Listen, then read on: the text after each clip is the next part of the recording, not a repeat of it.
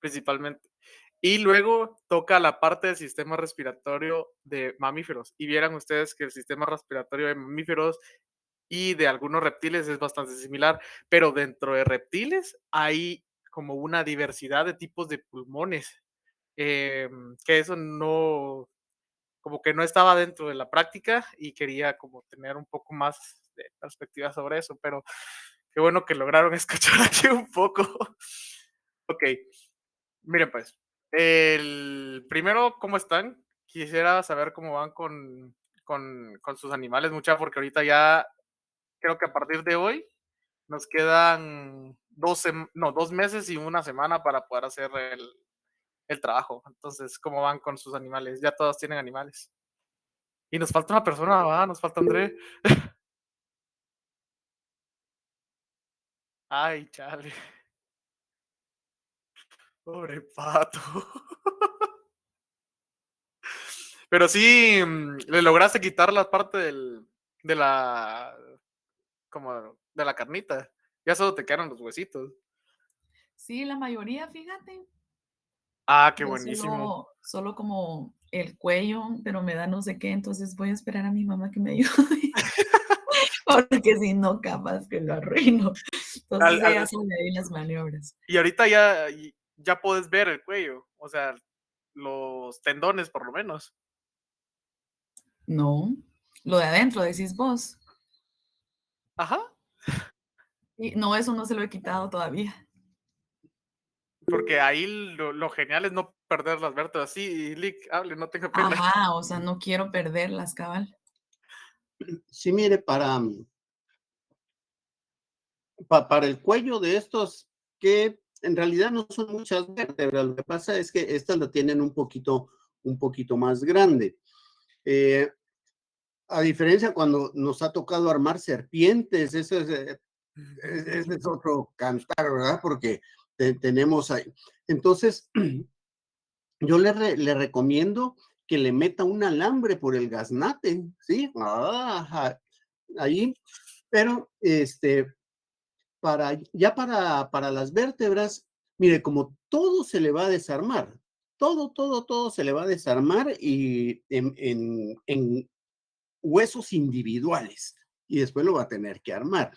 Pero entonces, a vuélele la cabeza y en el atlas, en la primera vértebra, por ahí, por el canal neural, métale un alambre y entonces así va vaciando la médula neural, así todo.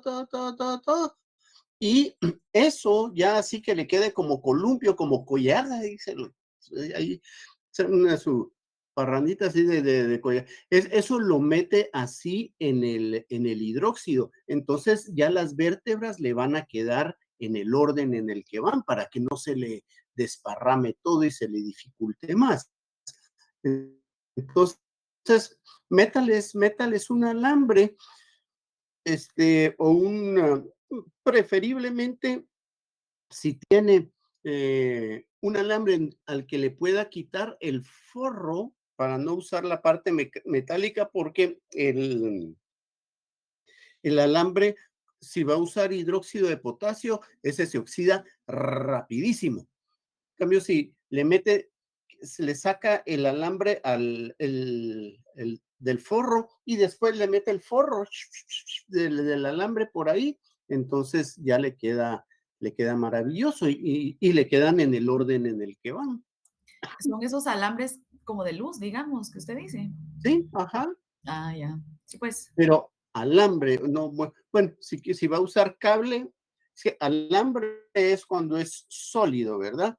Y cable es cuando es ese que viene así Ajá. como encorchado, ¿verdad? Entonces, sí, quítale el forro a esos y con ese forrito amarra en el orden en el que están antes de meterlo en el hidróxido. Y entonces ya cuando se le deshaga toda la carne y todo el chunche, ya le quedan todas las vértebras así en el orden en el que tienen que ir. Y Ya, ya. ahí ya puede numerarlas para que no Sí, pues, ya, ya se le les entendí. haga un gran desmadre.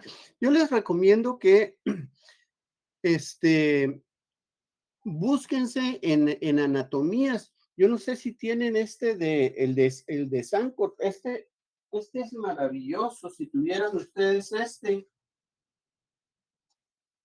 el de Cancor, ahí no sé si lo van a poder ver ahí. Así, ahí está. Esta es una muy buena anatomía para que se lo revisen y puedan ver ahí. Entonces, saquen o- bueno, hay anatomías específicas de patos. O sea, los veterinarios tienen sus anatomías específicas de patos.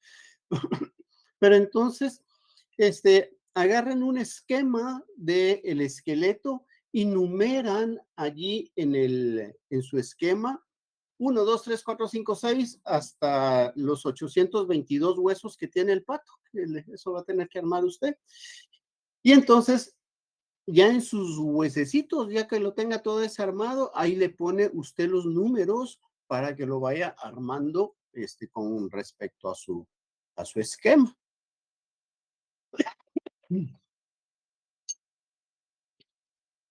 Cabal, ahí realmente ya vas bien avanzada si ya tenés cocinado el pato, porque de ahí es solo limpiarlo bien con el hidróxido y que no se te pierdan las piezas.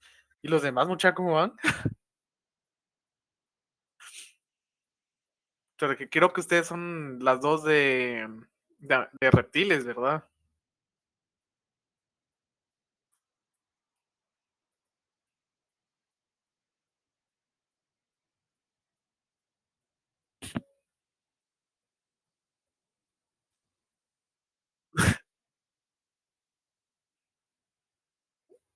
Ah, buenísimo. Ah, qué chilero, sí es cierto, con los tenebrios ibas a limpiar la carne, ahí con eso ya. Y sí te funcionó los tenebrios, ¿no? Ah, qué buena onda. Qué súper. Como, ¿cuántos tenebrios usó para su bicho? Es que, de verdad, los tenebrios es una ayuda fantástica en realidad. Y ahorita, Sí, esta Diana Velázquez, Ujú. ella está cultivando tenebrios y me acaba de decir que ahorita sacaron cosecha. Ahí tenía la gran palanganona. Pero son buenísimos. Los tenebrios son muy, muy amigos de nosotros, ¿sí? Sí, son muy buenos. Yo usé 300, pero lo puse hace como un mes ya, Ajá. porque sí vi un video porque ajá, después no sabía qué hacerlos, pero sí vi un video de una persona que metió un ratón con 2000 y en un día ya estaba limpio. Ah, la gran, qué buenísimo. Para la colección de mamíferos estaba evaluando usar tenebrios en vez de dermestios. Entonces, a lo mejor sí se puede, sí es viable. Lo malo es de que esas carnes ya están algo curtidas en alcohol. Ah, pues arman fiesta, entonces se van a pedrear en serio. Ya la hora No, los tenebrios sí ayudan, la verdad. Y son mucho más fáciles de cultivar que los otros, diría yo. Sí, cabal, con los dermestios es un peligro realmente. Se dejan ahí descontrolados y se terminan comiendo todo. Pero bueno, qué bueno, muchacho, que ya le están metiendo ahí. Así más chileras van a quedar las piezas al final. Entonces, platicamos un poco. Ah, bueno, les voy a resumir un poco de lo que vamos a hacer hoy.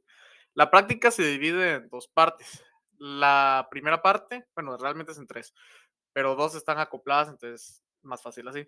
La primera parte solo vamos a revisar cómo se realiza, o bueno, cómo es el sistema respiratorio de un mamífero haciendo una disección virtual de un embrión de cerdo. Y para eso está este software que se llama ProGoods, que es básicamente una biblioteca para el apoyo de los laboratorios de fisioanatomía comparada en varios individuos. Ahora, este software tiene un problema que no se pueden saltar las diferentes partes de la disección. Entonces, a nosotros por el momento solo nos interesa la de respiración, la del sistema respiratorio. Y entonces esa la vamos a hacer todos juntos acá, porque de lo contrario habría que esperar media hora de ir haciendo los diversos ejercicios de la plataforma para llegar ahí. Ahora, la segunda parte, que es la parte medular de la práctica y por la que recibe su nombre, es la de espirometría. Entonces, para eso necesitamos construir un aparato, un espirómetro casero, utilizando el principio de Arquímedes de desplazamiento de agua.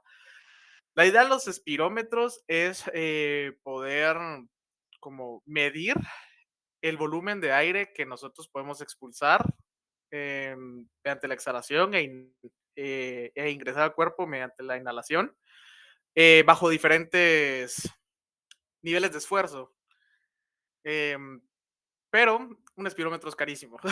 Es una herramienta que utilizan los doctores y no todos los doctores la usan, sino los que se dedican, ¿cómo es que se llaman los que trabajan sistema respiratorio, pulmones? Bueno, Los neumólogos. neumólogos, esos. Muchas gracias. Casi solo los neumólogos van a tener un espirómetro decente. Pero utilizando nosotros el principio de desplazamiento de agua, podemos saber qué volumen de aire estamos desplazando al momento de exhalar. Entonces podemos nosotros tomar medidas experimentales y con ello comenzar a deducir algunas otras medidas de esfuerzo pulmonar, que ahorita vamos a ver un poco qué es lo que pasa con los pulmones de nosotros los mamíferos. Y por último, pues entonces bueno, les voy a enseñar cómo se realizan los cálculos para obtener estas medidas que nos van a servir para comparación entre nosotros. Básicamente, ver si estamos mal en términos de capacidad pulmonar. Va, entonces permítanme. Solo una duda, no se escucha música, ¿verdad?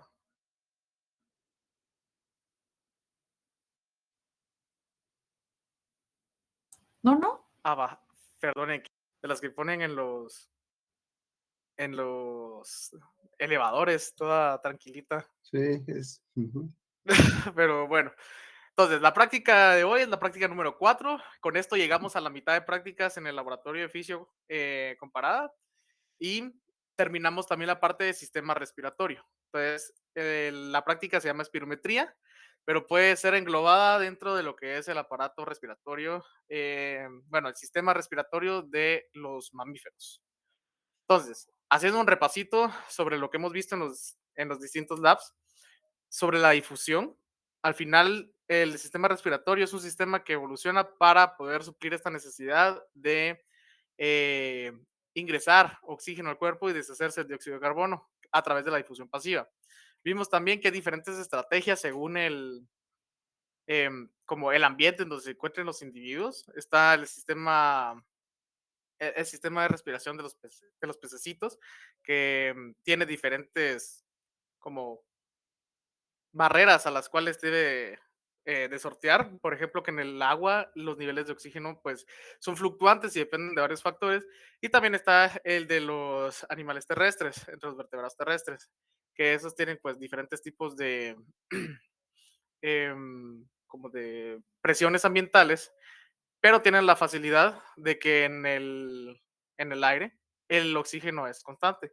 Entonces, ellos más que todos necesitan mantener una superficie húmeda para poder realizar el intercambio gaseoso, que ese es el problema que tienen eh, los organismos terrestres. Ok, vimos también de que hay diferentes necesidades fisiológicas dentro de los mismos organismos terrestres. Vimos que las aves necesitaban una capacidad de retención de oxígeno dentro del cuerpo porque tienen necesidades fisiológicas, necesidades metabólicas altas. Y esto lo vimos con nuestro amigo el patito y con nuestro amigo la gallina. Vimos también la estructura tan extraña realmente del sistema respiratorio de aves, que tienen estos divertículos de los sacos aéreos y que su sistema es unidireccional. Y ahora vamos a ver el sistema respiratorio dentro de los mamíferos, que es un sistema respiratorio bidireccional. Quiere decir de que el aire entra y llega hacia las cavidades en donde ocurre el intercambio gaseoso y luego sale por las mismas vías por las donde entró. Y el sistema respiratorio de los mamíferos se puede entender como un tipo de estructura de árbol, en donde se van a ir ramificando estructuras más grandes para llevar el aire que contiene el oxígeno hacia los sitios en donde va a ocurrir el intercambio gaseoso. Y esta ramificación exagerada del sistema respiratorio en los mamíferos es también lo que lo hace más, bueno, lo hace efectivo para el intercambio gaseoso, porque aumenta la superficie donde ocurre el intercambio gaseoso. Y entonces aquí se recuerdan de que dentro de la difusión pasiva, a medida que aumentábamos las, como el área superficial en donde puede ocurrir difusión, entonces mayor tasa de difusión va a haber, que eso es precisamente lo que ocurre con el sistema respiratorio de los mamíferos. El sistema respiratorio lo podemos separar dentro de la parte del pulmón, perdón, la parte donde se va a conducir el aire hacia los pulmones y la parte interna de los pulmones. Entonces, todo inicia con la tráquea. La tráquea tiene como ¿cómo decirles? Una compuerta de entrada a todo el sistema que es el glotis, que es una válvula que se cierra y abre por los músculos asociados a la garganta y es la que permite el ingreso de oxígeno, bueno, el ingreso de aire dentro de la estructura. La tráquea, este tubo central lleno de anillos de cartílago, se va a ramificar a medida que baja hacia los pulmones y se ramifica tráquea, bronquios, bronquiolos. Y los bronquiolos van a terminar en los extremos terminales de la ramificación en los sitios en donde ocurre el intercambio gaseoso, que son los alveolos. Estos alveolos están rodeados por los capilares donde pasa la sangre como para, bueno, para que ocurra la difusión de las moléculas de oxígeno y las moléculas de dióxido de carbono hacia el atrio o la zona vacía dentro de la cavidad alveolar, que es donde está el aire al momento de la respiración. Ahora, hay un problemita de esta estructura de sacos dentro de los pulmones, y es de que como necesita una superficie húmeda para poder realizar el intercambio gaseoso, bueno, el agua va a provocar una tensión superficial sobre la estructura del alveolo. Y entonces eso lo que hace que la tensión superficial al final es como la tendencia de las moléculas de agua a juntarse en el menor volumen posible. Esto lo que ocurriría, bueno, lo que provocaría sería la contracción de la cavidad alveolar y con eso se reduce el área superficial total donde podría ocurrir el intercambio gaseoso. Dentro de los alveolos entonces hay una secreción de un tipo de solución, que es una solución surfactante. Y esto lo que ayuda es a romper esa tensión superficial provocada por las moléculas de agua y a mantener entonces la estructura del alveolo de manera que no colapse sobre sí y con ello también mantiene la interfase entre los neumocitos, que son las células donde se va a absorber, bueno, son las células que ayudan a la absorción de oxígeno dentro de la cavidad alveolar y la interfase de aire donde está el oxígeno. Entonces, hay dos tipos de neumocitos y estos se los digo porque es bien chilero la parte de em, como de la secreción del agente surfactante. Están los neumocitos tipo uno que son los que van a recubrir toda la pared alveolar y estos neumocitos son, primero, están aplanaditos y la membrana interna se fusiona al endotelio capilar y entonces esa fusión recibe el nombre de la membrana alveocapilar y ahí es donde ocurre el intercambio gaseoso. Los neumocitos al final también funcionan como una barrera para que los líquidos del cuerpo, o sea, los propios líquidos que están dentro del cuerpo, no entren a la cavidad, perdón, al lumen alveolar. Y con ello no haya esa como peligro de aumentar la tensión superficial dentro de la cavidad y que colapsen los alveolos. Están los neumocitos tipo 2, que esos son cuboidales, no están aplastaditos, sino que están en forma de cubo porque son los que se encargan de secretar el agente surfactante. Y estos neumocitos tienen la capacidad también de entrar en mitosis y diferenciarse para convertirse en neumocitos tipo 1 cuando hay daño en la cavidad, perdón, en la membrana alveocapilar.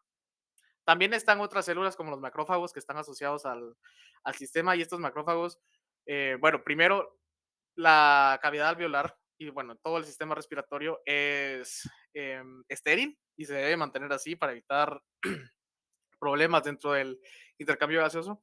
Entonces los macrófagos son bien importantes dentro del mantenimiento de la esterilidad de este sistema y se mantienen dentro, o bueno, se mantienen fuera de los alvéolos, pero rodeándolos en todas las estructuras pulmonar. Va.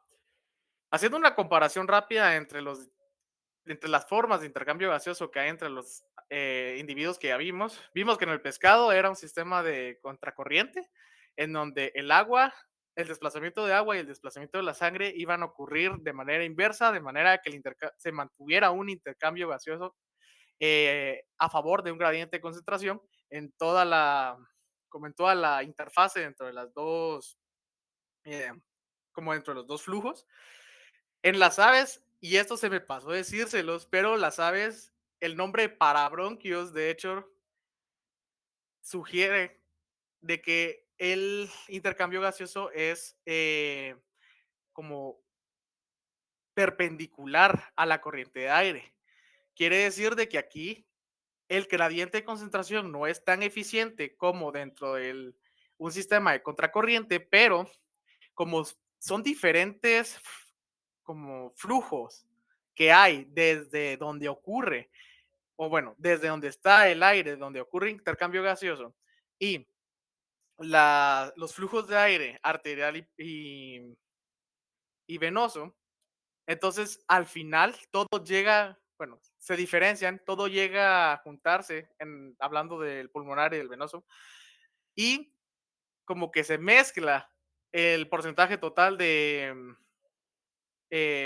¿cómo se llama esto? De las moléculas de oxígeno y dióxido de carbono que están ahí. Y con eso favorece a que el intercambio gaseoso sea más eficiente con respecto al aire que pasa dentro del pulmón. Y esto recordando que el aire que pasa sobre el pulmón mantiene ese gradiente alto de concentración de oxígeno porque es unidireccional. Entonces va pasando y se va intercambiando y al final toda esa sangre rica en oxígeno se va a juntar y se va a enviar a todo el cuerpo. En los mamíferos, lo que ocurre es de que el aire se mantiene dentro de una cavidad. No hay como un flujo neto, sino que se va a mantener esa cavidad y va a como a renovarse en ciclos de marea. Entonces el aire llega, se mantiene ahí, se intercambia y sale. Y no sale completamente, sale un poquito. Y así se va intercambiando de manera que siempre hay un intercambio entre el flujo de oxígeno y el flujo de sangre para favorecer el intercambio gaseoso. Y estos movimientos como de entrada y salida de aire hacia el sistema pulmonar se da por movimientos de la caja torácica.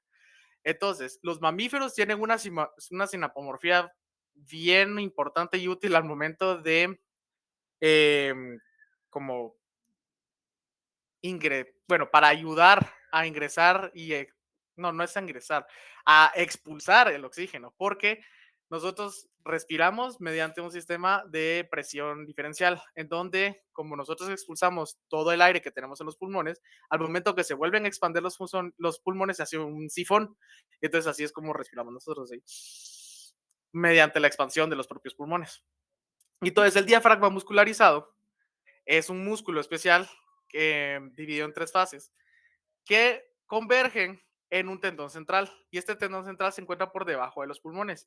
Y para lo que funciona es precisamente que apacha la cavidad pleural para contraer estos pulmones y expulsar el aire pobre en oxígeno que ya pasó la parte de intercambio gaseoso. Esto se ayuda con los músculos intercostales, que son los que están entre las costillas, tanto para la expulsión del aire como para la expansión de la caja torácica durante la inhalación y crear ese vacío que va a permitir el ingreso de oxígeno dentro del cuerpo. Y ahora, ¿qué sucede con los pulmones? No podemos contraerlos completamente. Bueno, y, perdón, ¿qué les estaba diciendo? Va. Los pulmones no podemos expulsar todo el oxígeno que hay, bueno, todo el aire que está en los pulmones, porque hay espacios muertos que no pueden ser contraídos. Por ejemplo, los bronquios, los bronquiolos y la tráquea, que son estructuras rígidas. Eh, y entonces, hay, siempre hay dentro del pulmón, aunque nosotros expulsemos todo el oxígeno que podamos, un poco de aire que queda residual dentro de nuestros pulmones. ¿Por qué esto es importante? Necesitamos de que el aire que ingrese hacia los sitios de intercambio gaseoso, que son los alvéolos, tengan ciertas características. Primero, que estén calientitos y segundo, que ya haya una presión parcial de vapor de agua, o sea, que estén húmedos. El mantener aire dentro de los pulmones crea un microambiente para que el golpe como la aclimatación del nuevo ingreso de oxígeno hacia los pulmones no sea como energéticamente como de mucha dificultad para el organismo, sino que se mezcla con el aire que ya está aclimatado y eso pase hacia las cavidades alveolares donde se da el intercambio gaseoso. Y entonces, aunque el pulmón es capaz de contener hasta 5.8 litros de aire de volumen, realmente lo que nosotros podemos inhalar y exhalar es menor a la capacidad total del pulmón. Y para eso, bueno, eso es el principio por el que la práctica se llama espirometría, porque nosotros vamos a través de bueno, las distintas mediciones de los volúmenes pulmonares, tratar de, bueno, no tratar, vamos a medir los volúmenes pulmonares que dan o bueno, que sumados dan la capacidad total pulmonar, que es el volumen total que está dentro del sistema respiratorio. Entonces, esta gráfica, aquí lo importante es esta, como, eh, permítame, ahí está. Estas líneas que nosotros observamos acá. Estas líneas es la respiración normal de una persona en ciclos de inhalación y exhalación. Este de acá, esta curva que observamos aquí, es la inhalación después de una respiración normal. Y luego esta otra curva es la exhalación después de llegar al máximo de aire que podemos nosotros inhalar. Si se dan cuenta, hay este espacio en el, bueno, en el aparato respiratorio que no sufre un cambio sustancial, sino que es el aire que se va reciclando. Y esa es el residual, em, como el volumen residual, el que se mantiene en los espacios muertos de los pulmones. Y sumado todo esto, el aire que nosotros podemos inspirar, el aire total que nosotros podemos expulsar y el aire del espacio muerto, podemos llegar a calcular la capacidad total pulmonar, que es el volumen total que nosotros podemos almacenar dentro del sistema respiratorio. Va. Entonces, la práctica se basa en precisamente obtener las medidas de la capacidad pulmonar y estas son varias, pero aquí vamos a hablar de tres principales. La capacidad vital, que es el volumen de aire que es posible expulsar después de haber sido inspirado completamente, que es esta parte de acá, esta curva de acá, aquí. Inhalamos completamente y lo expulsamos todo. Esa es la capacidad vital. La capacidad inspiratoria es el volumen de aire que nosotros podemos aspirar después de que realizamos una exhalación normal. Entonces, esta es una exhalación normal y luego se da la inhalación, perdón, la capacidad inspiratoria. Todo este volumen de aire que nosotros podemos llevar a nuestros pulmones, si los distendemos al máximo. Luego está la capacidad pulmonar total, que es todo el volumen de aire que está en el sistema respiratorio después de una eliminación máxima. Y eso es todo el volumen. Quiere decir que es el volumen muerto y el volumen inspirado y el volumen residual expiratorio, que de eso vamos a hablar ahorita. Están los residuales, perdón, los de reserva. El volumen de reserva inspiratorio es el que puede ingresar después de una inhalación normal. Esta es una inhalación normal, este es el volumen de reserva inspiratorio. Y esta es una exhalación normal y este es el volumen de reserva expiratorio. Porque siempre quedan residuos de, de aire dentro del sistema, a menos de que nosotros los forcemos. Y eso es algo importante. Los músculos, nosotros los podemos forzar para expulsar o inhalar mayores cantidades de oxígeno. Pero cuando nosotros estamos en reposo, no necesitamos esa cantidad de flujo de aire, y entonces el volumen de aire que entra al sistema es mucho más pequeño, son estas respiraciones normales, inspiraciones y exhalaciones normales, comparado con el total, el máximo que nosotros podemos inspirar o respirar. ¿Dónde me quedé? Ah, sí, el volumen corriente. Este volumen es el que se inhala y exhala de manera regular en reposo y tiene un valor teórico de 500 mililitros. Pero esto lo podemos nosotros también poner a prueba con desplazamiento de agua. Y el volumen residual es el volumen que permanece en los pulmones después de la expiración máxima, quiere decir que es ese aire que queda dentro de las cavidades muertas del sistema pulmonar, este espacio muerto. Ok, ¿qué vamos a hacer hoy? Vamos a hacer la disección de un lechón de manera rápida y para eso yo la voy a proyectar acá. Ustedes si quieren pueden realizarla en el software de sus casas. El problema es ese que les comenté al inicio de que tarda un poquito llegar hacia esa parte al momento de estar jugando con el software, pero estaba entretenido, yo me entretuve. Si ustedes quieren, pueden hacerlo en su casa, pero lo vamos a hacer aquí todos juntos. La segunda parte es sobre cómo construir un espirómetro casero. En la práctica y en el Moodle les dejé qué materiales se utilizan, pero también vamos a ver un video de una señora que armó uno de manera muy eficiente, que es precisamente lo que necesitamos ver para poder armar el nuestro. Y la tercera, que es como acoplada a esto, les voy a enseñar cómo se calculan los distintos valores de la capacidad pulmonar y cómo es que nosotros vamos a deducir los otros valores de la capacidad pulmonar, porque el espirómetro que utiliza a principio Arquímedes tiene el problema que nosotros no podemos inspirar agua, porque si lo hacemos vamos a colapsar nuestros pulmones. Entonces, solo podemos tomar las medidas de la expiración, perdón, y con esa información podemos deducir los distintos volúmenes pulmonares con respecto a estas relaciones que existen entre los volúmenes de inspiración y de expiración. Va. Entonces, vamos a ver a nuestro querido amigo el cerdito. Solo espero que no se comparta el sonido. No se comparte, ¿verdad? ¿O sí? Pues ahorita no se escucha. No necesariamente, sí le puede volar el volumen, porque sí es, ay, sí, intolerable la musiquita esa. Ay, sí, yo llevo escuchándola ya una hora. Pero miren, pues, aquí tenemos a nuestro cerdito. Y lo primero que nos dice que tenemos que identificar, bueno, aquí podemos ver, de hecho, los pulmones ya todos colapsados, la tráquea, esta sección de acá, que es la que va a llevar el oxígeno, bueno, el aire hacia los pulmones, y nos pide que señalemos el diafragma, que este lo vamos a encontrar en la base de la cavidad pleural. Que aquí voy a jugar hasta que me diga dónde está. Ahí está.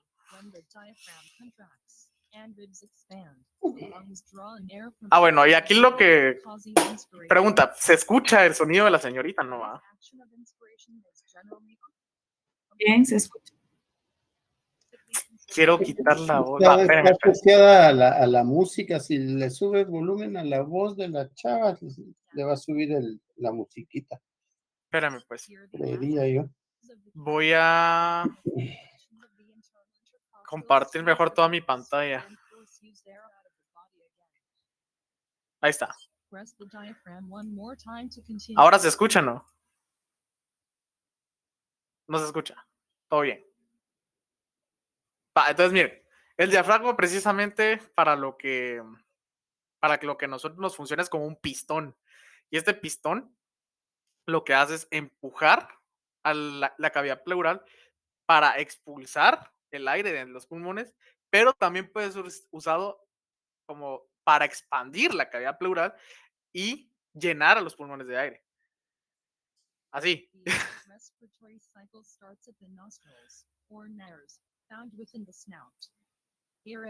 Ya ahí está respirando nuestro cerdito. Quiero ver si lo puedo. No lo puedo acercar.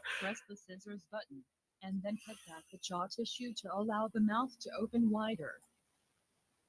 Qué bonito. Va, y entonces aquí lo que vamos a hacer es cortar como de la boca los nostrilos para poder abrir como,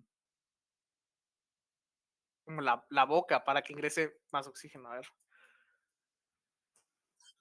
Open the mouth. Ajá. The immediate roof of the pig's mouth is called the hard palate. Find and press on it. Similar to the roof of your own mouth. Va. Hard palate is a tissue-covered portion of the El inicio del sistema respiratorio de los mamíferos empieza siempre con la cavidad bucal. En la cavidad bucal es donde vamos a encontrar como ¿cómo se llama? Ya se me olvidó. No puedo con esta señora, mucha me está desesperando. Ahí está, ya se cayó. Va. En la cavidad bucal es donde nosotros vamos a encontrar como las mangueras que van a llevar el aire hacia el sistema respiratorio. Pero en la cavidad bucal también es donde nosotros masticamos y la primera entrada de alimentos al cuerpo. Entonces debe haber una distinción para el ingreso de aire o de comida al cuerpo. Y para eso funciona también el glotis, que el glotis se mantiene cerrado al momento de como cuando no estamos respirando, cuando no estamos inhalando y exhalando, y con eso evita de que entren como la comida que nosotros estamos comiendo dentro del sistema. The soft palate prevents food from entering the nasal cavity when swallowing, because the tongue presses its opening shut. Bueno, y cabal aquí explica de que dentro de la cavidad bucal está ¿cómo se llaman? El cielo de la boca, que son no recuerdo cómo es el nombre en español. ¿Usted se acuerda, Ali, cómo se llaman la parte suave y dura del cielo de la boca? Paladar blando y paladar duro. Muchas gracias. Entonces, el paladar blando, al momento que nosotros tragamos, va a cerrar también los compartimientos en donde entra el aire hacia la tráquea. Y con eso evitamos ahogarnos también al momento que estamos comiendo.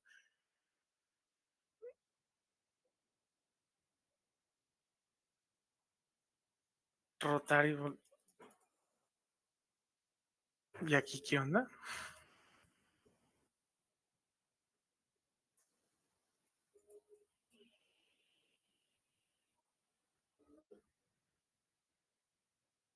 Ahí está. Cut the hard and soft palate away by holding the rotary tool button down.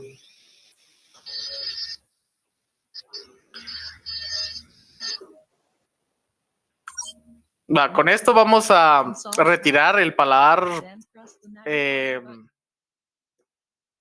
Bueno, vamos a retirar el paladar para ver los nostrilos donde entra el aire por la nariz. Inside the nasal cavity is the nasal septum, which separates the left and right halves of the airway. Va. Find and press on it. Aquí, dentro de los nostrilos, nosotros tenemos, bueno, los cerditos y nosotros tenemos dos entradas de aire, que son como el orificio izquierdo y derecho, y esos están separados por un septo, que es este de acá, el que está en medio, que está hecho de cartílago. En el nostrilo hay como moco y filamentos que lo que nos ayuda es atrapar partículas como partículas de polvo de otro tipo para que no entren dentro del sistema.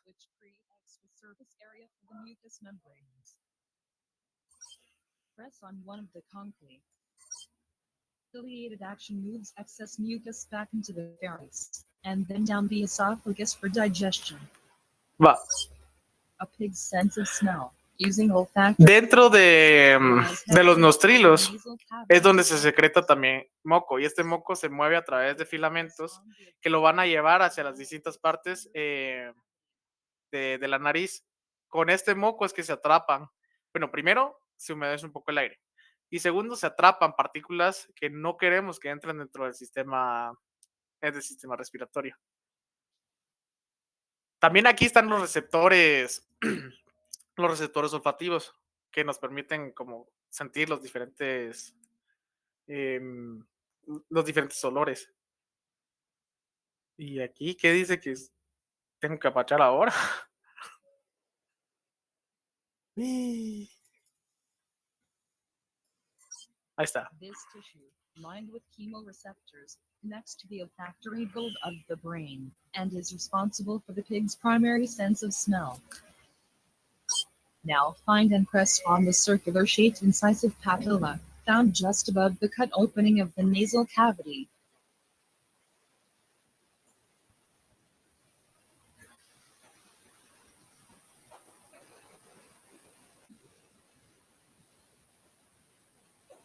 Dice que seleccione la papila incisiva, pero no la encuentro. Ay, no, mucha, qué horrible este simulador. Es que ahí hay que separar timo y tiroides, porque eso que está como más blanquecino allá abajo, eso es el timo, que en nosotros como adultos ya es una cosa, como la mitad de la falange de un dedo. En cambio, en los recién nacidos como el timo llega casi hasta las clavículas, es bien grande. Entonces, eso hay que hacerlo a un lado para llegar a la tráquea. Ujú.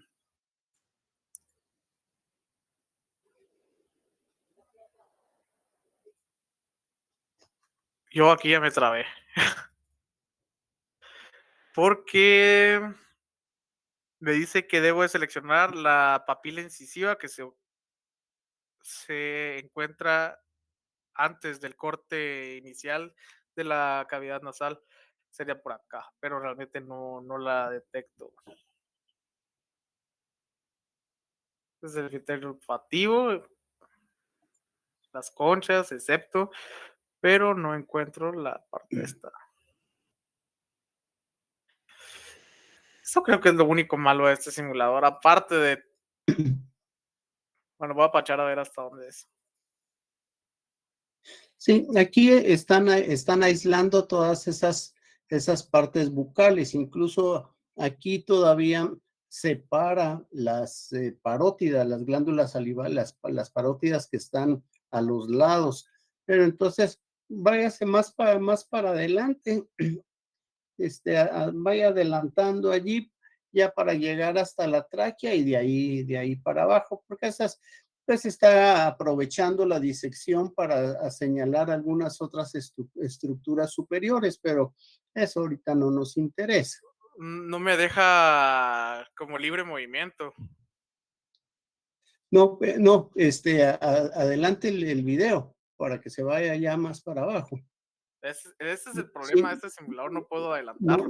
no la lupa. No puedo.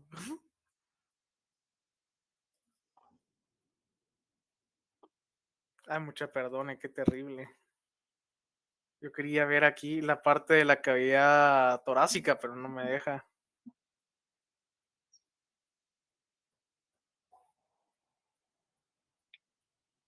Sí, eso está bastante más adelante, porque sí se entretiene bastante explicando algunas estructuras superiores ahí. Y no sé cuáles son esas papilas incisivas. O dónde se pueden encontrar, que ahorita no las hallo.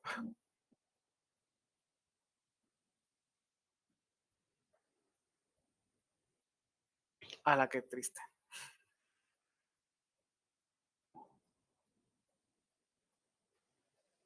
Yo sé. Ah, aquí está.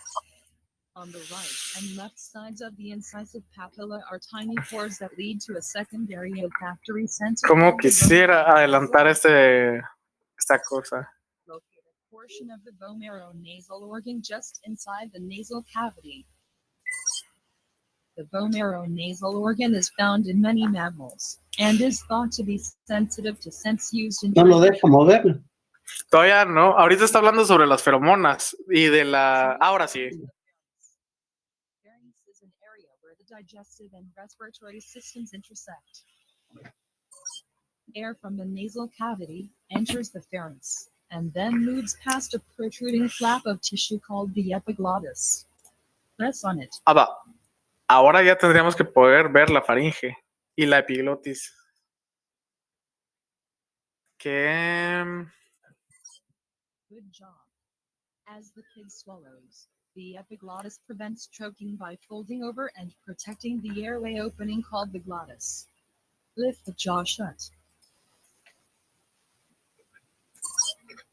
The glottis opens into the larynx, which is a Uy, ya se acabó al fin. Va, ahora sí ya podemos ver la parte del sistema interno del sistema respiratorio interno del cerdito. Entonces, todo inicia dentro de la laringe, que la laringe todavía conecta con parte del sistema digestivo. Now press the scissors button. Ahorita la podemos cortar. Cut the larynx away from the lower jaw, and then lift the larynx up. As the pig exhales and the larynx muscles tighten, the elastic tissues within the larynx vibrate and resonate sounds. Press the diaphragm to continue. Bueno, la laringe también es la encargada de producir los sonidos al momento de que el aire se expulsa dentro de, que exhala el aire del cerdito. Entonces, si yo apacho Please acá, make note that this photo demonstration is merely a simulation of what occurs in a normal living pig, and that it cannot be done in any dissection. Now place the lungs to the right. ay, qué triste, no pudieron escuchar, pero hizo un ruidito, que es precisamente la vibración que ocurre dentro de la laringe. En el caso de nosotros, en la glotis, es donde están las cuerdas vocales, que es lo que nos permite pues hacer esa plétora de sonidos que podemos hacer al momento de exhalar el aire. Ahí está. Next, press the pin button.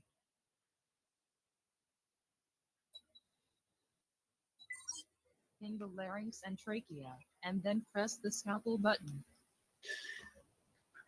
Y tienen todos este programa, ¿verdad? Slice the larynx and trachea by Esta, down. para poder hacer estas disecciones virtuales, porque eso ustedes pueden agarrar los instrumentos, agarrarlos, llevarse, cabal, así como ahorita, llevarse una pieza para un lado y agarrarla esa en lo individual y poder hacer la disección solo de esa pieza. Pues entonces, sí, el programa cuesta encontrarle el modo, pero sí pueden separar cada una de las piezas del puerquito ahí para poder hacer las disecciones individuales de cada uno de los órganos. Sí, es bonito, The airway that leads from here to pero sí tiene su modo. Lo único malo del simulador es de que va a un ritmo, entonces no podemos Sí, como saltarnos las con partes. paciencia. Ajá. Vamos a ver. Ahora está hablando sobre las cuerdas vocales, que es la parte también de la glotis, que es la que produce sonido. Y luego los anillos de cartílago de la tráquea, que esos deberían de estar por acá. Acá abajo.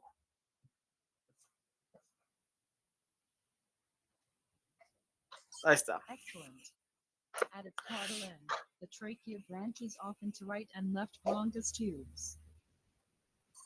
Each bronchus tube then Va. divides into Cuando ya baja el oxígeno de la glotis hacia la tráquea mantiene estructura precisamente por estos anillos de cartílago. Y luego se van como ramificando. Primero se ramifican en los dos bronquios, que van a llevar el oxígeno hacia como el óvulo derecho y izquierdo de los pulmones. Y luego se siguen ramificando hasta llegar a la estructura funcional del pulmón, que son los alvéolos. Ahí ahorita ya lo resaltó y podemos ver como la estructura ramificada dentro del pulmón.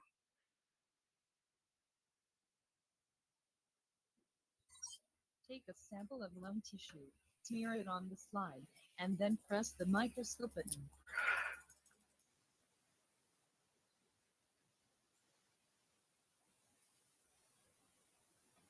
Ahí está.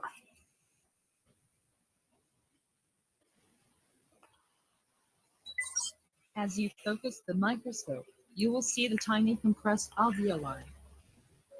Upon expiration in an adult, Y ahora lo que estamos viendo son las cavidades alveolares dentro del tejido pulmonar. Estas cavidades, al momento en que nosotros hacemos un corte transversal, podemos observar acabar como estas partes vacías dentro de los pulmones. Cuando esto está visto de una manera tridimensional, esto de hecho está vacío, aunque se comprime el pulmón. Siempre se mantienen con algún grado de aire dentro de ellas, porque si llegaran a expulsarse todo el aire que hay dentro de las cavidades alveolares, entonces colapsan. Y el colapso alveolar produce insuficiencia respiratoria al final. El asma también está relacionado a esto de colapso alveolar. Se acabó. Perdonen ahí por la calidad de la de la simulación asistida, pero al final ustedes pueden también hacerlo desde su casa. Lo interesante acá es precisamente ver cómo es de que sistema respiratorio, sistema digestivo y sistema circulatorio, digestivo y respiratorio están acoplados dentro de un eh, como dentro del cuerpo del individuo. Y como también existen estos mecanismos para asegurar, por ejemplo, que no nos ahoguemos mientras estamos comiendo. Ok, ahora sí, te regreso a la parte de la espirometría. Lo que nos toca ahora sería ver cómo funciona el espirómetro a base de desplazamiento de agua. La estructura es bastante sencilla y lo que ustedes saben que voy a compartir aquí mejor la pantalla para que se mire el módulo.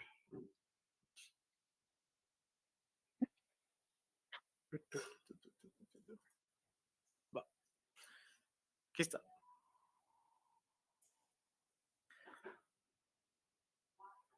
Lo que ustedes necesitan para esta práctica son materiales así que se pueden encontrar en la casa. Primero necesitan una botella plástica de al menos 3 litros. Y esto es bien importante porque 3 litros es como el volumen mínimo que nosotros vamos a llegar a medir dentro de estas no, perdón, es el volumen máximo que nosotros vamos a medir dentro de nuestras medidas pulmonares. Si nosotros tenemos un recipiente menor a 3 litros, es posible que la capacidad pulmonar total no nos vaya a salir adecuadamente, porque va a haber un error de muestreo al momento de calcular algunos volúmenes pulmonares. Necesitamos un balde de agua grande, que es lo que nos va a servir precisamente para evaluar el desplazamiento de agua. Necesitamos como un jarrón, una jarra, un vaso medidor, pero algo que nos ayude a saber el volumen de agua que vamos a movilizar y que nos va a servir para calibrar nuestra botella plástica, para ir marcándole diferentes volúmenes. Necesitamos una manguera, que es la que va a ser utilizada al momento de nosotros exhalar. Y no puede ser de hule, porque el hule pues, se deforma con la presión, entonces es mejor utilizar de plástico. Estas mangueras, dice que de laboratorio, pero realmente son las mangueras que pueden conseguir ustedes también en cualquier ferretería, que las usan a veces para meter cables antes de hacer fundiciones. Entonces, en cualquier ferretería seguramente encuentran mangueras de plástico. No la manguera de jardín, porque es más cara, sino las mangueras de plástico PVC. No es PVC, es otro tipo de plástico. Necesitan masking tape, que ese nos va a servir para amarrar el sistema y para hacer las marcas de los valores de medición. Un marcador permanente y el embudo, que ese nos va a servir para llenar el agua. Para hacer o para armar el sistema, realmente lo que ustedes necesitan es conectar la manguera, no conectarla físicamente, sino únicamente un extremo de la manguera debe ir dentro de su botella y el otro extremo de la manguera debe estar libre para que ustedes puedan hacer como exhalar el aire dentro de la manguera, necesitan marcar con ayuda de su jarra o lo que tengan para medir los diferentes volúmenes de agua que puede desplazarse dentro del bote. O sea, que ustedes van a ir agregando agua y lo van a ir marcando y van a decir, bueno, si mi vaso medidor era de 200 mililitros, entonces el volumen que yo le agregué a la botella hasta donde alcance, esos son 200. Así lo van a ir marcando como si fuera una regla para saber cuánto es el volumen, más o menos, aproximadamente cuánto es de agua que vamos a desplazar eh, con el aire de la exhalación. Y para eso, esta señora de acá les va a enseñar. Ay, cállese.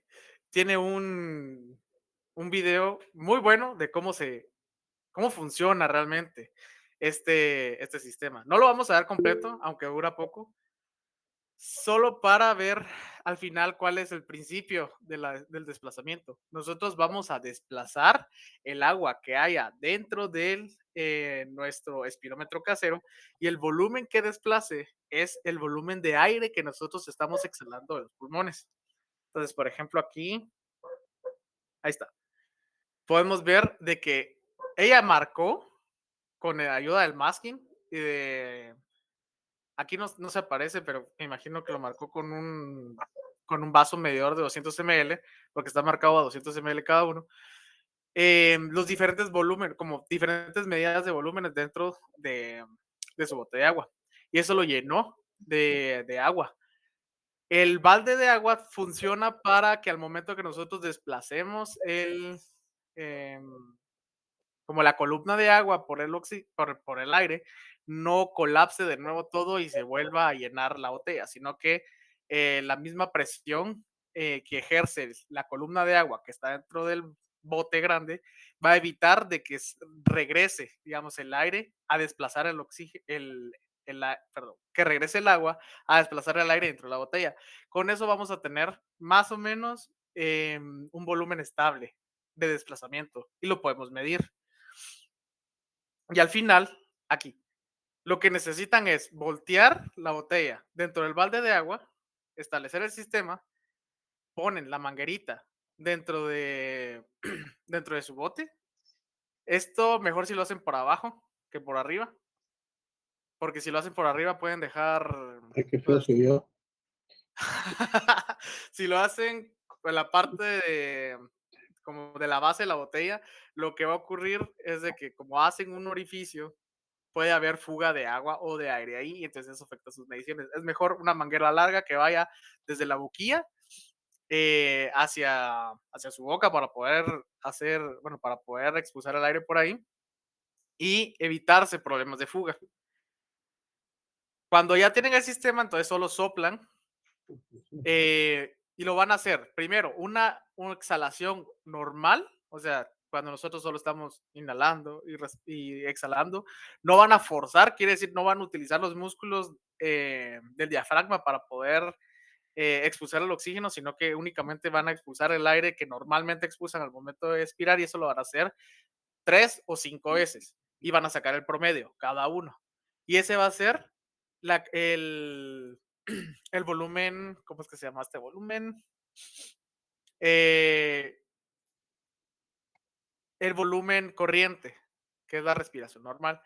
Luego van a hacer una exhalación total, o sea, van a respirar hasta inflar lo más que puedan sus pulmones y luego lo van a expulsar todo lo más que puedan contrayendo los músculos de la cavidad torácica y sacan todo el aire que puedan. Igual, 3 medidas sacan promedio. Y entonces con eso ya tienen 2 de las medidas de capacidad pulmonar que nos van a servir para calcular las diferentes medidas de la práctica. Entonces, regresando a la práctica. Permítame.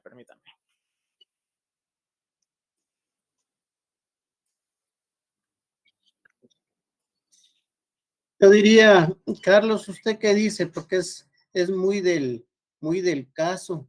Si reconocer la inventiva y la iniciativa, si alguno se diseña un respirómetro que que lo puedan patentar, pues por supuesto les ponemos el doble de puntos aquí en su práctica, ¿verdad? Eso estaría re bien. Por supuesto, pues si usted, pues, si usted lo acepta, pues entonces les ponemos el doble de puntos en la práctica si diseñan un, re- un respirómetro distinto a lo que se les está proponiendo. Me parece bien. Siempre tengan en cuenta que el desplazamiento de agua es como el que más les puede ayudar al hacer un espirómetro. Cómo lo quieran hacer, ya depende si se animan al reto. Pero ahí sí que es de favorecer la creatividad.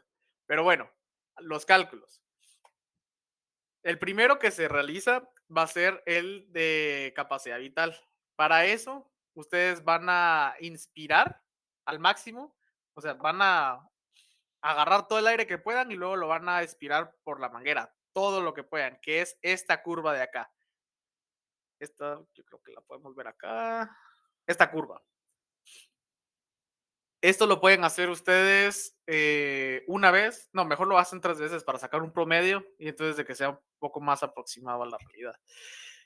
Entonces, se espera que en una persona sana el valor de la capacidad vital no varíe más del 20%, ¿sí?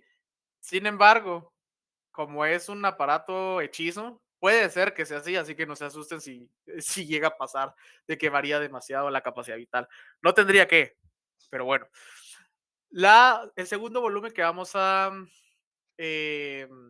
calcular es el de la reserva respiratoria, que es el volumen respiratorio, no, perdón, el volumen de reserva respiratoria, que eso es, cuando uno está en reposo, que es el volumen corriente, el volumen normal, realiza una expiración normal y luego va a expirar todo lo que pueda el aire que todavía tenga los pulmones hacia las mangueras. Entonces, este de acá es esta curva de acá, esta. Y esta nos va a servir para calcular el volumen corriente. Porque entonces podemos hacer una resta entre la capacidad vital y el volumen de reserva respiratoria. Y nos va a dar este de acá, este volumen, que es el volumen corriente. Ok. Luego tenemos el volumen de ventilación, que es, bueno, es esta parte de acá. Lo podemos hacer mediante este cálculo de la capacidad vital menos el volumen de respuesta de reserva respiratoria o simplemente expirando normalmente a través de la manguera 3 veces igual promedio.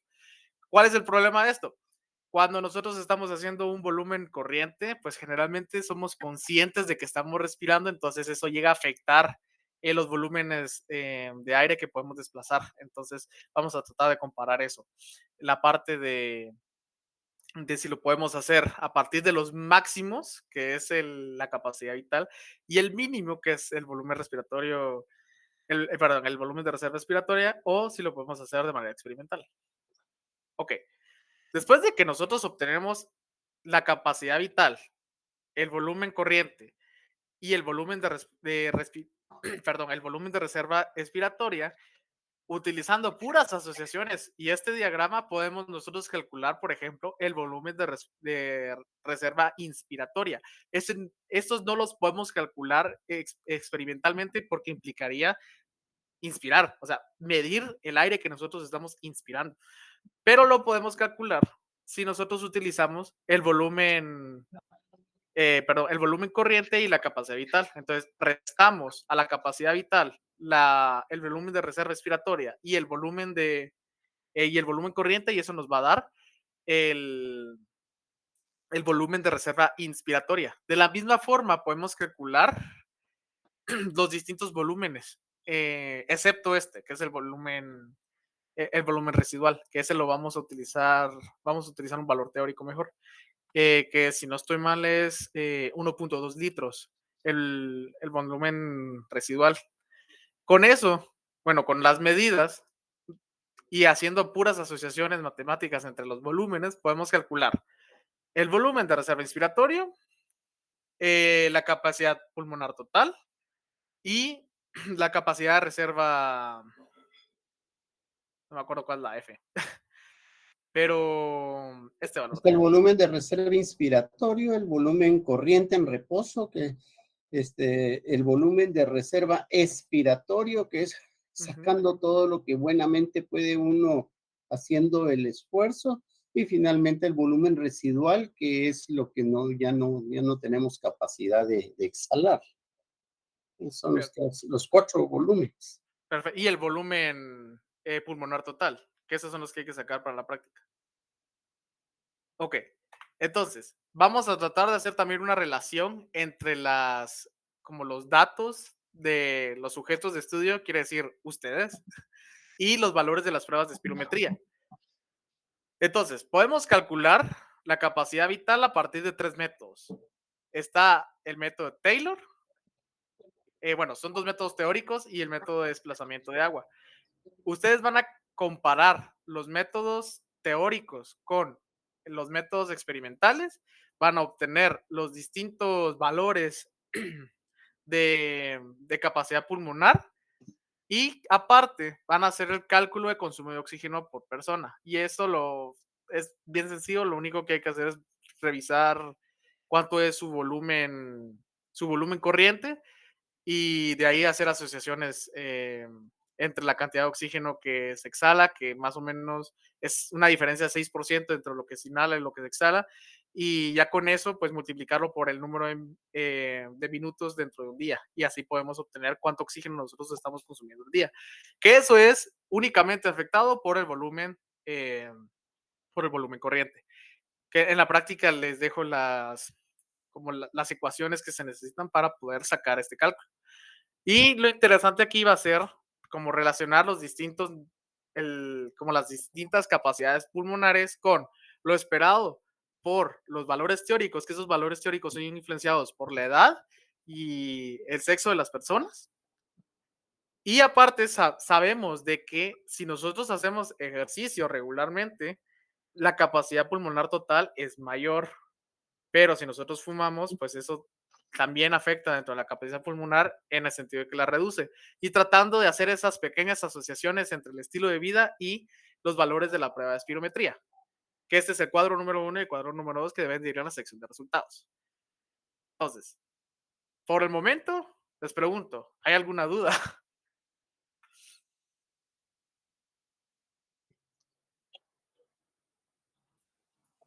Va, si no hay dudas y Pues por el alguna... momento no, pero ya cuando lo estemos haciendo. Va, miren, pues, cuando lo empiecen a hacer y les estén dando resultados bien extraño, eh, mándenme una foto de su espirómetro y platicamos, porque puede ser también eso el que les puede estar afectando. Yo les sugiero, al momento de llenar estos cuadros, primero saquen sus datos de estilo de vida. ¿Cuántos años tienen? ¿Cuál es su estatura? ¿Cuál es su peso? Si hacen o no ejercicio regularmente. Y para eso utilicemos un criterio unificado que sea si realizan ejercicio 1 hora al día, por ejemplo. O si fumo o no, sería igual si fuma regularmente, no si fuma en fiestas o esas cosas. Entonces, para saber, para unificar este criterio de si hace ejercicio o si fuma o no. Y a partir de eso, calculen primero los valores teóricos de la capacidad vital, que para eso se utiliza precisamente la edad y el sexo de las personas. Y luego de que ustedes ya tienen esos datos, generen los datos de capacidad, bueno, generan todos los datos de los volúmenes pulmonares con las pruebas de espirometría y luego ya lo comparan. A ver si tiene sentido lo que dicen sus pruebas de espirometría o si que el espirómetro les está fallando un poco. Entonces, de esa forma, ustedes tienen como un referente teórico para saber si las medidas que están obteniendo a partir de su aparato, pues están chuecas o están como tienen sentido. Entonces, esa es mi recomendación. Ahí está. Y si, de veras, si alguna vez se pierden con los cálculos, esta gráfica es todo lo que necesitan realmente. Porque aquí a partir de sumar y restar volúmenes, nosotros podemos inferir todos estos valores de acá. Aunque realmente los que necesitamos son estos 5 al final. Este que creo que es la capacidad, perdón, el volumen corriente, el volumen residual expiratorio, el volumen residual inspiratorio, el EM no recuerdo qué es, pero está... es el espacio muerto, perdón, que es el aire que siempre se queda en los pulmones. Y por último, este es teórico, y la capacidad pulmonar total. Ok, entonces, si no hay dudas acerca de esta práctica, ¿no hay dudas? ¿Seguros? Mira que los pulmones son unas cosas fascinantes, de hecho. El espacio muerto más bien corresponde a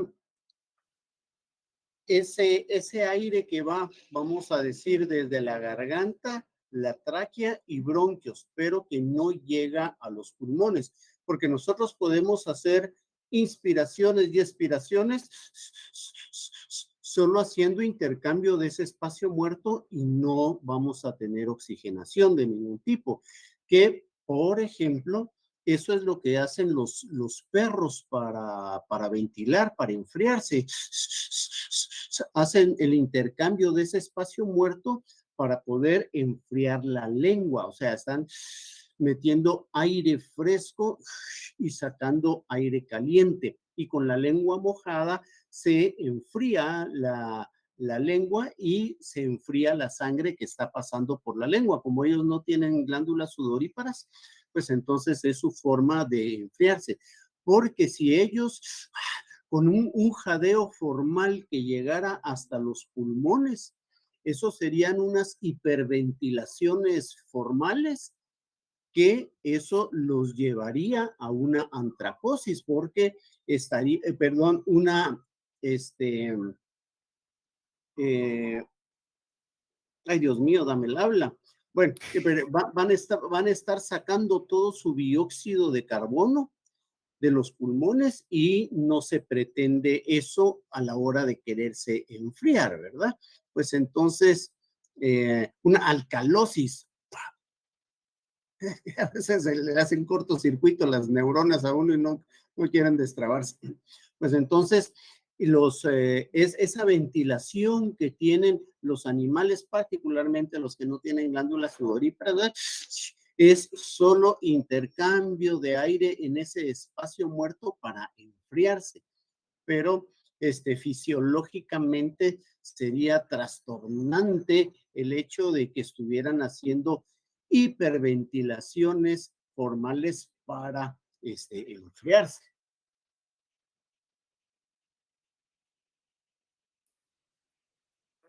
Cabal, qué interesante realmente con lo del espacio muerto. Bueno, y en el caso de los humanos es bastante el espacio muerto que tenemos, porque es toda la parte de la tráquea, los bronquios y los bronquiolos en donde no ocurre todavía intercambio gaseoso. Y como son rígidos, aunque comprimamos los pulmones, pues ese aire queda, porque no puede haber un vacío. El vacío se crea cuando se expande de nuevo el pulmón y jala otra vez el aire hacia adentro. Ok, bueno, entonces, si no hay dudas, dejamos la práctica acá y espero ver sus fotos de los espirómetros de esta semana. A ver, sus diseños así chileros.